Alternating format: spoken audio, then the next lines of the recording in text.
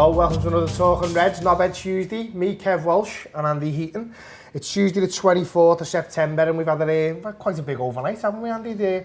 All sorts going on in the wonderful world of football. We've had Jurgen Klopp named as the best man's manager of the year. Pretty much a given, that, I would have thought. I'm not sure where the competition was on that. I think was Pochettino. Pochettino was there. I think Guardiola was there because, well, just because he's Pep. Well, yeah, but European Cups get you that kind of currency, don't they? They certainly do, mate. 2 European Cup finals in 2 years is certainly going to get you up there. I seen Megan Rapinoe trying to jump in on his bandwagon as well. She was trying to have a lovely little cuddle with Jurgen Klopp. And, well, why wouldn't you? Well, you would, wouldn't you? But did you see Klopp's hand at the back of it? Looked very tense. He's a gentleman, isn't he? Well, he's all about giving hugs to his players, isn't he? And maybe he's just not that big a fan of theirs, but whatever that may be. Obviously, we had... Next James Bond material, that though. Did you see it? Oh, did you see Virgil for next James Bond, though?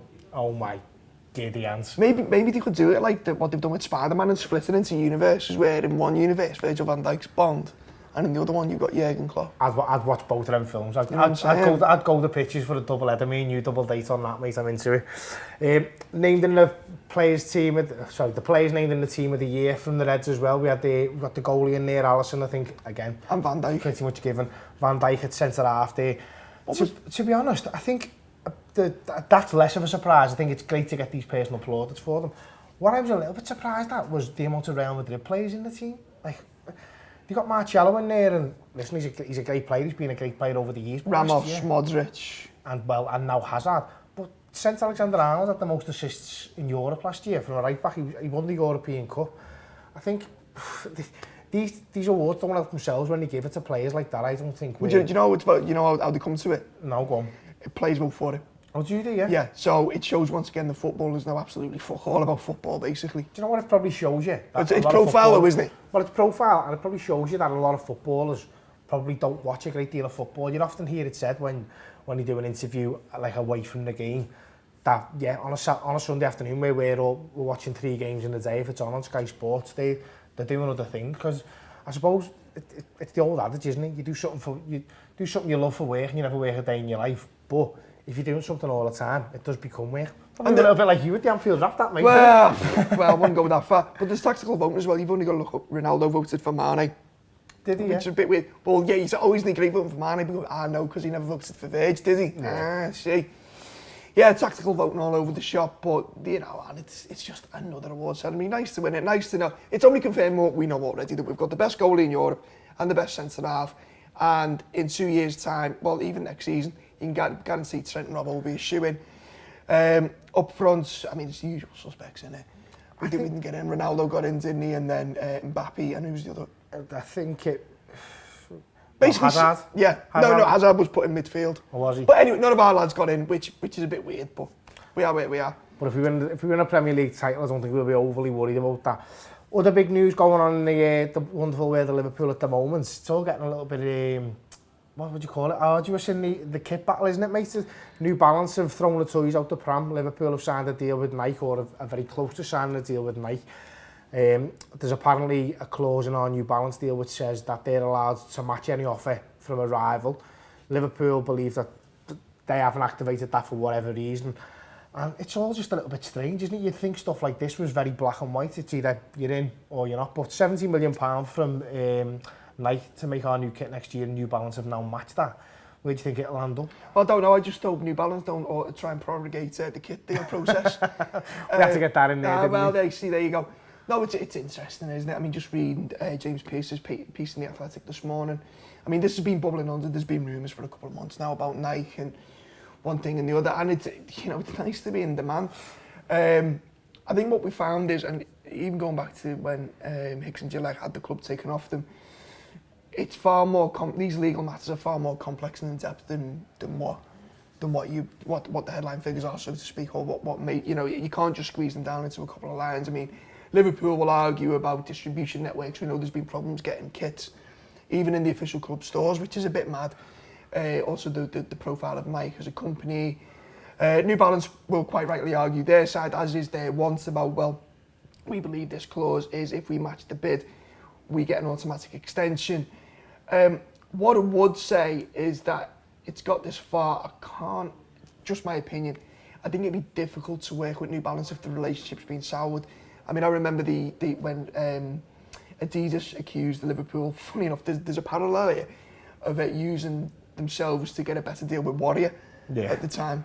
And I know when Man United originally went to Nike, Puma thought they had the deal in the bag. I mean, you're talking, this isn't small beans, this isn't the corner shop argument. You're talking companies worth, well, New Balance about 4.5 billion revenue, Nike nearly 40 billion in revenue. You know, this is a big deal.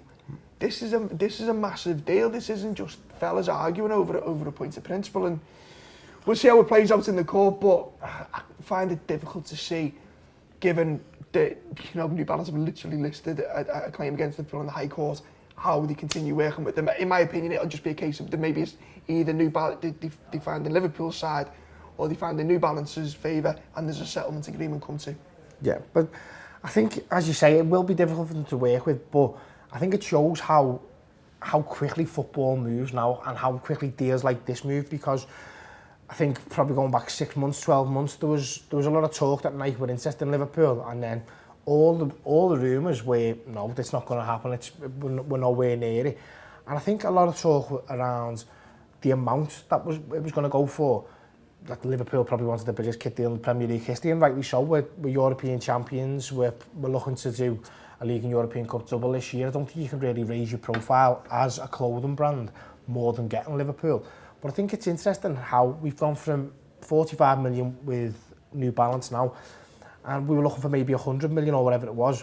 But then 3 months ago, you're probably thinking the club would maybe accept 60, and they've managed to get it up to 70 now, which, as we've discussed off here, isn't as much as Man United's. Now, I know we've said you've probably got to ignore headline figures because they've probably got Champions League things in there, finishing in the top 2 and 3 will probably get you more on your kit deal. But do you see Man United's next kit deal being less than the one you've got now, or do you think they'll be able to improve that? And where do you think that leaves Liverpool with? Well, I mean, if you look at the black and whites, if Liverpool could pretty much double their existing kit deal, you'd say that's hyperinflation. But then, as you said, they move so quickly. It's kind of like transfer values. What's worth 40 million 1 year is not worth 70 million. Or you can even have negative pressure on that if the football, not to go into business speak, but if the football economy shrinks or anything like that. And the United £75 million deal, I mean, look, to be fair, and you're quite right about the headline figures, Man United are, as much as it pains you to say it, they're still one of the biggest clubs in the world, and when they got that deal through with Adidas, they were spending all kinds of money. They had Mourinho. The expectation is that they'll be up there challenging every year.